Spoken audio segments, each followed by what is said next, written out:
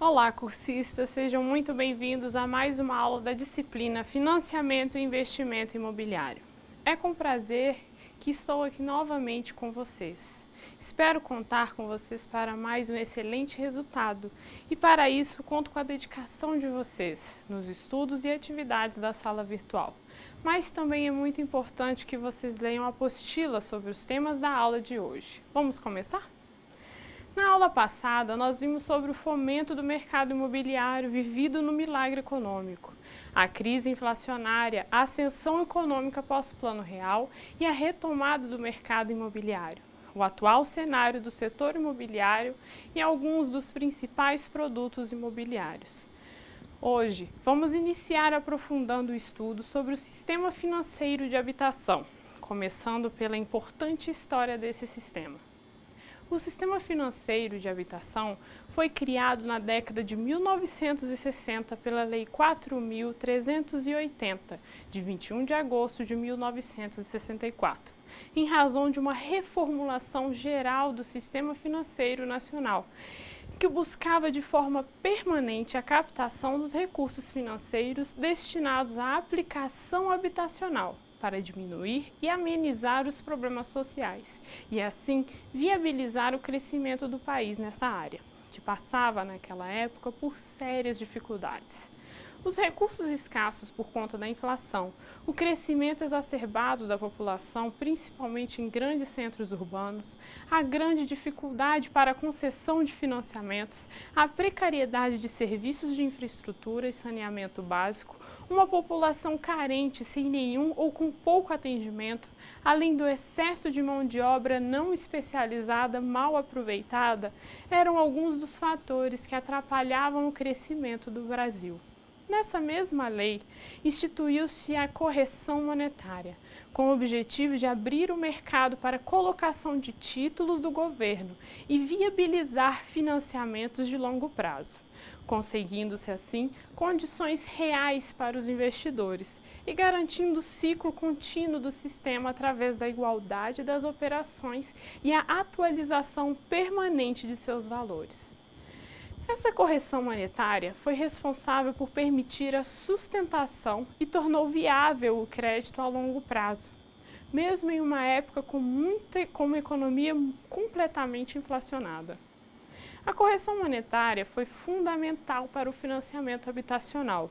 De um lado, ela possibilitou a criação de instrumentos de captação de recursos de prazos mais longos e os depósitos em caderneta poupança e do Fundo de Garantia por Tempo de Serviço, o conhecido FGTS. E, por outro lado, viabilizou o crédito imobiliário. A criação e inclusão das associações de poupança e empréstimos ocorreu a partir de 1961.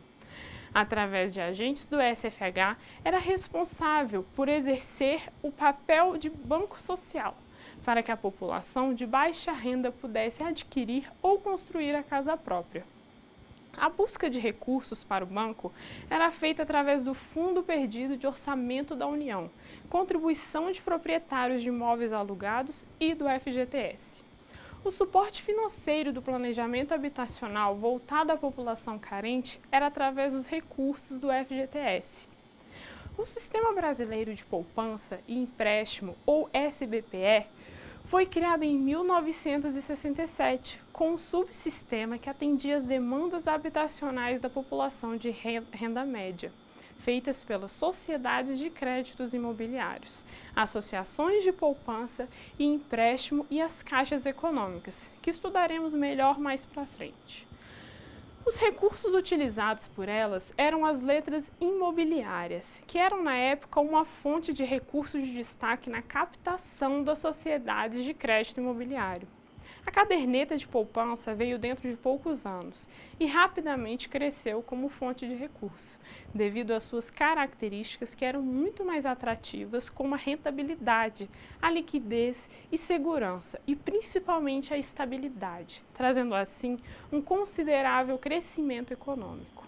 Agora, então, todas as classes sociais podiam usufruir dos benefícios dos financiamentos. Os financiamentos passaram a seguir critérios para sua concessão, como custos dos recursos captados e renda. Por exemplo, para a população de baixa renda, era concedido o financiamento a juros baixos, em razão do seu caráter social. Em razão das diferentes camadas sociais e da necessidade de tentar tornar o sistema mais equilibrado, foram criados 3 níveis de atendimento pelo SFH. Vejamos. O mercado popular para a família com renda de até 3 salários mínimos, elas eram atendidas pelas companhias de habitação ou COAS, com recursos do FGTS.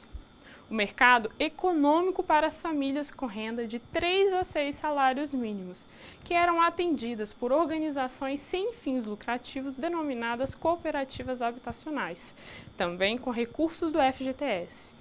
E por último, o mercado médio, que eram atendidos pelos agentes financeiros do Sistema Brasileiro de Poupança e Empréstimos, com recursos da caderneta de poupança.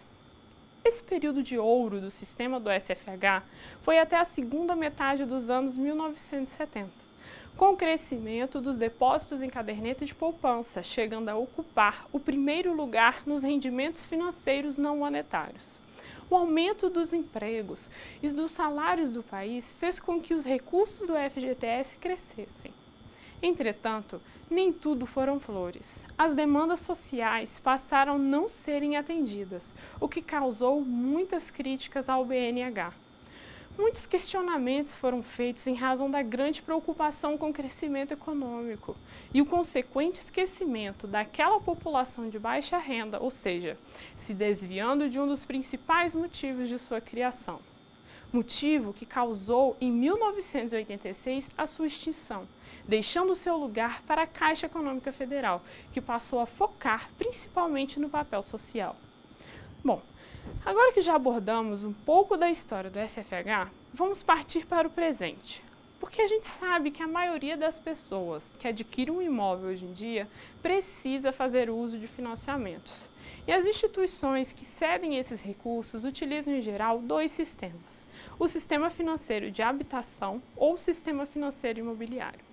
O sistema financeiro da habitação é uma das alternativas para você comprar uma casa, apartamento, algum imóvel residencial novo ou usado, em construção ou concluído.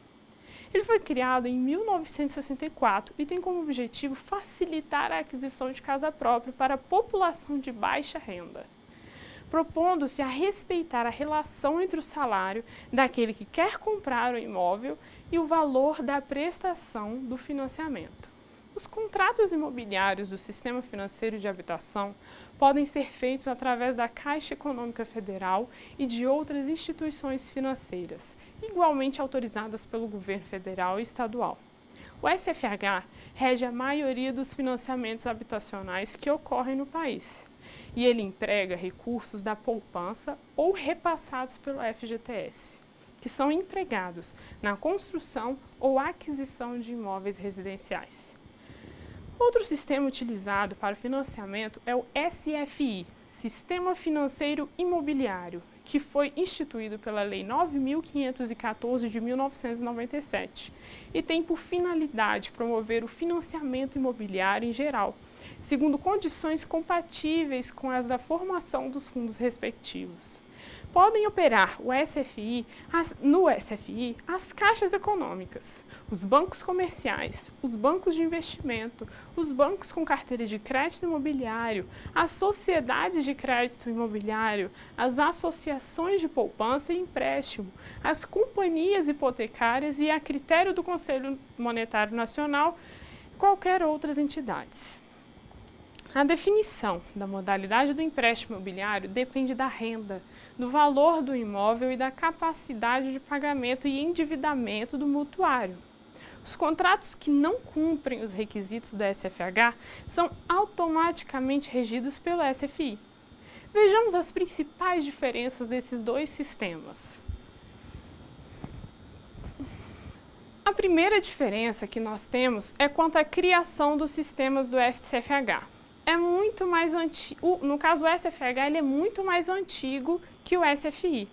O SFH foi criado pela Lei 4.380 no ano de 1964, enquanto que o SFI foi criado pela Lei 9.514 de 1997. Outra diferença é quanto ao tipo de garantia. No SFH, no momento da contratação do financiamento, é possível gravar tanto a garantia de hipoteca quanto a de alienação fiduciária no imóvel financiado, enquanto que no SFI só pode ser utilizada a alienação fiduciária.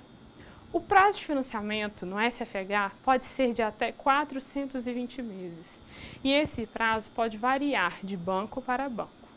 Já no SFI, o prazo é de até 420 meses também, mas para imóveis comerciais, o prazo ele é menor, de até 120 meses. Também variando de banco para banco, em ambos os casos, os prazos são máximos. Nada impede que o banco fixe um prazo menor.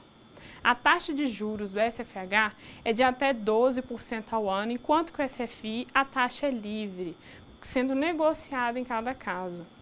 Com relação ao tipo de imóvel, no SFH só podem imóveis residenciais, desde que possam ser alienados, estejam livres de ônus e legalizados. Já no SFI, não existe restrição quanto ao tipo de imóvel, mas ele também deverá estar legalizado, livre de ônus e deve poder ser alienado.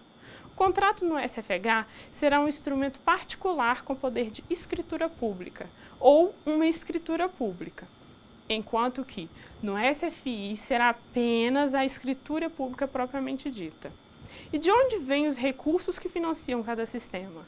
No SFH são 3: o Sistema Brasileiro de Poupança e Empréstimo, o FGTS, Programas do Governo, e já no SFI os recursos vêm de todo o mercado financeiro. E será que pode ser utilizado o FGTS no financiamento? Bom, no SFH sim, desde que atendidas as regras do SFH e do FGTS, enquanto que no SFI não pode ser utilizado. Bom, essas são algumas das principais diferenças entre esses dois sistemas. Agora vejamos quais os principais requisitos para que você possa conseguir um financiamento imobiliário, seja pelo SFH ou SFI. Está no seu caderno didático, mas não custa lembrar. Primeiro, você deve ser brasileiro nato ou naturalizado, ou, se estrangeiro, detentor de visto permanente no país. Segundo, ser maior de 18 anos ou emancipado. Terceiro, possuir capacidade civil. Quarto, possuir idoneidade cadastral. Quinto, possuir capacidade de pagamento. Sexto, para a cobertura securitária, a idade do solicitante mais idoso, somada ao prazo de amortização, não poderá ultrapassar 80 anos e 6 meses. E sétimo, para a utilização de recursos da conta vinculada do FGTS, o solicitante não pode ser proprietário ou estar em processo de compra de outro imóvel residencial na mesma localidade em que reside. Mas será que é possível vender ou comprar uma casa que já está financiada e fazer um novo financiamento em cima? Ou é preciso eu terminar um para poder começar outro? Os financiamentos de imóveis são talvez as modalidades de empréstimos mais longos que temos aqui no Brasil.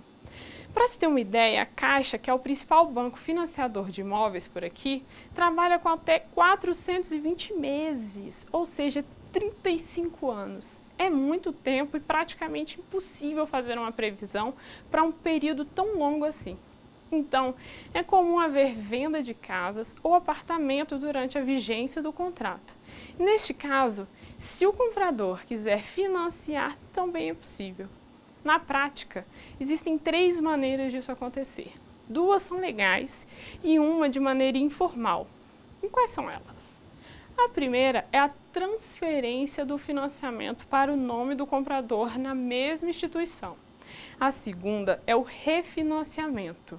E a terceira é o acordo informal entre as partes, o famoso contrato de gaveta. A primeira delas diz respeito apenas à mudança de titularidade da dívida. Nesse caso, o comprador assume arcar com o restante da dívida do financiamento com os mesmos custos do primeiro financiamento.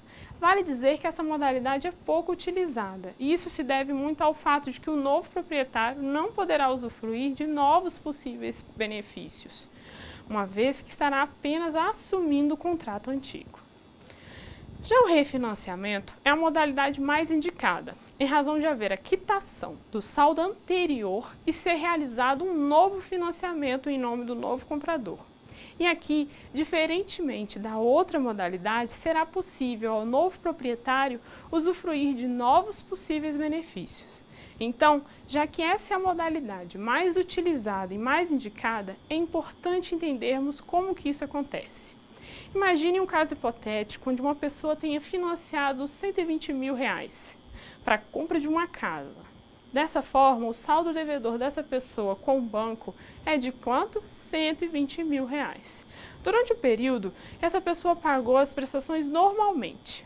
E a cada prestação paga, ocorre a amortização de parte da dívida e a diminuição do saldo devedor. Não se preocupem agora com essa história de amortização, mais para frente a gente vai estudar melhor. Mas vamos continuar com o nosso exemplo. Então, essa pessoa, do nosso caso hipotético, ela decide vender a casa e o comprador quer financiar também pelo mesmo banco. O comprador irá dar entrada no pedido de financiamento, como em qualquer outro caso. Será feita a análise da documentação do imóvel e, cumpridas todas as etapas burocráticas, comprador e vendedor deverão comparecer ao banco para assinar o contrato. Então, você assina o contrato de venda do imóvel e de quitação. O banco faz a quitação do seu saldo devedor com o dinheiro que ela emprestou para o comprador. Devolve a você o restante. Então é importante ter ciência de qual é o seu saldo devedor, pois este é o valor que precisa ser pago para a devida quitação. Por último, a terceira modalidade, apesar de ser muito praticada, pode acarretar em grandes dores de cabeça. Então ela deve ser evitada ao máximo. Nela, o comprador ele continua pagando o financiamento, ainda no nome do vendedor. E por ser uma atividade geralmente de longo prazo, inúmeros problemas podem acontecer. Ou seja, é feito no máximo um contrato entre as duas partes e aquele em que em tese ele é o vendedor, apenas entrega o boleto para aquele que é o comprador, que continuará pagando o financiamento. Vocês viram aí o problema, né?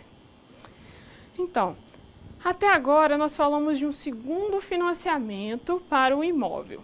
E no caso de uma pessoa que tenha um financiamento em seu nome, será que é possível essa pessoa fazer um segundo financiamento imobiliário em seu nome?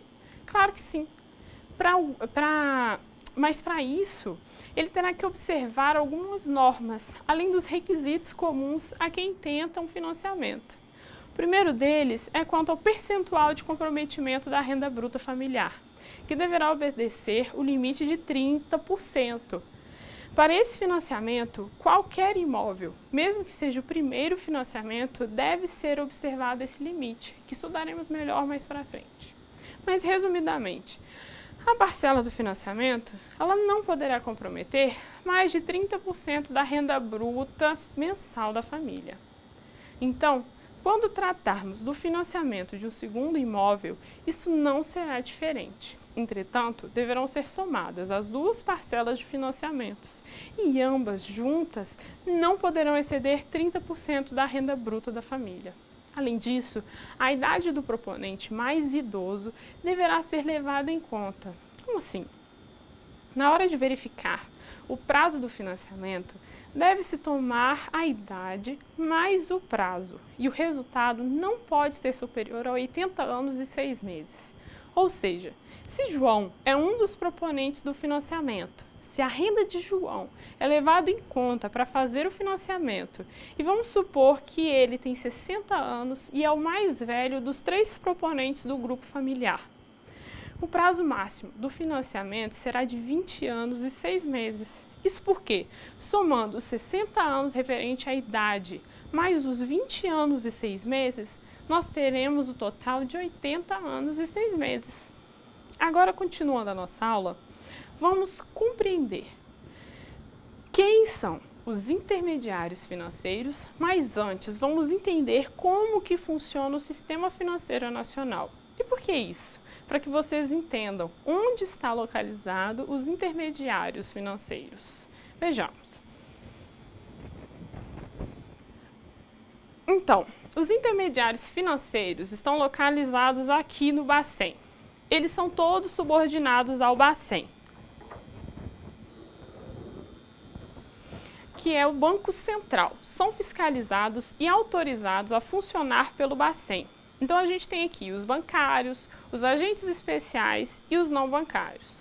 Os bancários são os bancos múltiplos, comerciais e bancos de investimentos que vamos ver mais à frente. Os agentes especiais são aqueles que exercem alguma função para o governo. E os não bancários, por exemplo, são as financeiras.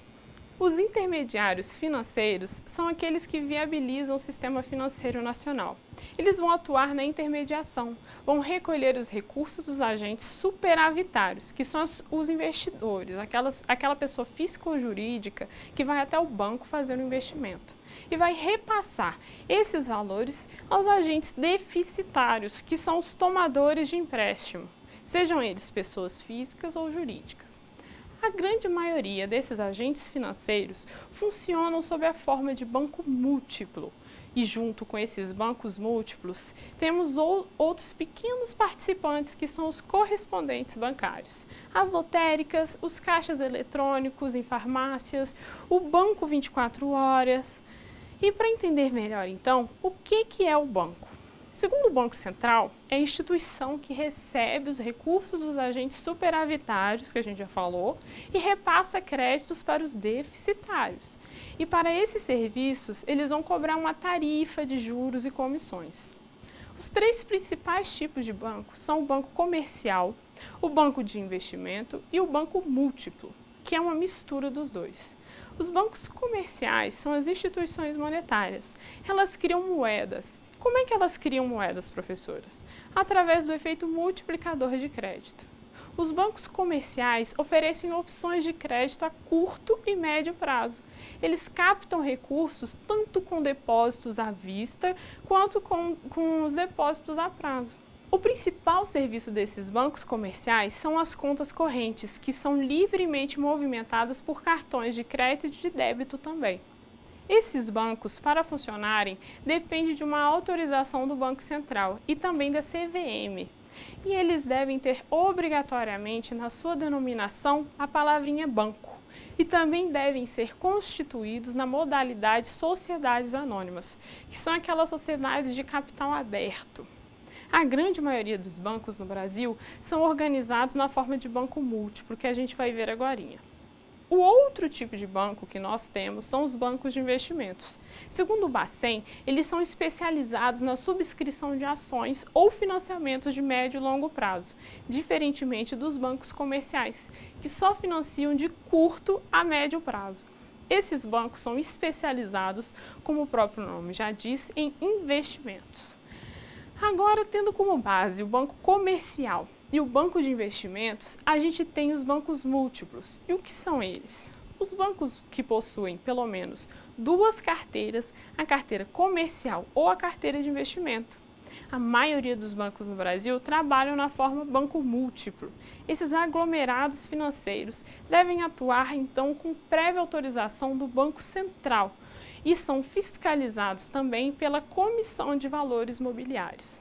Mas, professora, quais são os agentes financeiros autorizados a operar pelo SFH? Vejamos a resolução 1980 do Banco Central do Brasil no seu artigo 1º. Artigo 1º. Integram o Sistema Financeiro de Habitação, SFH, na qualidade de agentes financeiros, os bancos múltiplos com carteira de crédito imobiliário, as caixas econômicas, as sociedades de crédito imobiliário, as associações de poupança e empréstimo, as companhias de habitação, as fundações habitacionais, os institutos de previdência, as companhias hipotecárias, as carteiras hipotecárias dos clubes militares, as caixas militares, os montepios estaduais e municipais e as entidades de previdência complementar. Os bancos múltiplos nós já falamos. As caixas econômicas que se assemelham aos bancos comerciais, nós também conversamos a respeito, mas ela se diferencia dos demais bancos em razão das suas prioridades. A Caixa ela tem como foco a concessão de empréstimos e financiamentos a projetos e programas sociais. Além disso, só a Caixa pode emprestar dinheiro sob o penhor de bens, como joias, por exemplo. Eu empenho um bem de valor como garantia de um empréstimo que eu realizar. E depois que eu pagar esse empréstimo, eu posso pegar meu bem de volta. Ela ainda é a única que pode vender bilhetes da Loteria Federal. A Caixa é integrante do Sistema Brasileiro de Poupança e Empréstimo e centraliza o recolhimento e a respectiva aplicação de todos os recursos oriundos do FGTS.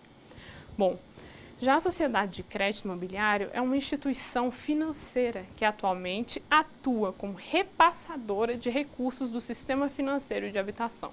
Antigamente, elas também captavam recursos, mas desde a década de 80 elas passaram a atuar apenas na condição de repassadoras. Elas são instituições financeiras especializadas no seu financiamento habitacional. E o seu principal objetivo é o financiamento para a construção de imóveis residenciais, a abertura de crédito para compra ou construção de casas próprias e o financiamento de capital de giro a empresas incorporadoras. Elas são produtoras e distribuidoras também de material de construção, não vamos esquecer. Em razão de atuar apenas como repassadora, a Sociedade de Créditos Imobiliários tem executado operações específicas, como é no caso do programa Minha Casa Minha Vida. Vale dizer que as sociedades de crédito imobiliários devem ser constituídas na forma de sociedade anônima, devem ter em seu nome a expressão crédito imobiliários e são fiscalizadas pelo Banco Central. A Associação de Poupança e Empréstimos é uma instituição criada para facilitar aos associados a aquisição da casa própria e captar, incentivar e disseminar a poupança. Os depositantes tornam-se associados da instituição, ou seja, as APs atuam principalmente na formação de poupança e no financiamento da casa própria. Apesar de essas associações terem um âmbito de atuação regional, segundo o Banco Central, atualmente a única associação de poupança e empréstimo em seu exercício é a Poupex, e ela atua em âmbito nacional. Além disso, ela é gerida pela Fundação Habitacional do Exército. E quem são os associados que participam dessa instituição, professora? São aqueles que adquirem financiamento imobiliário, ou então aqueles que depositam seu dinheiro em poupanças.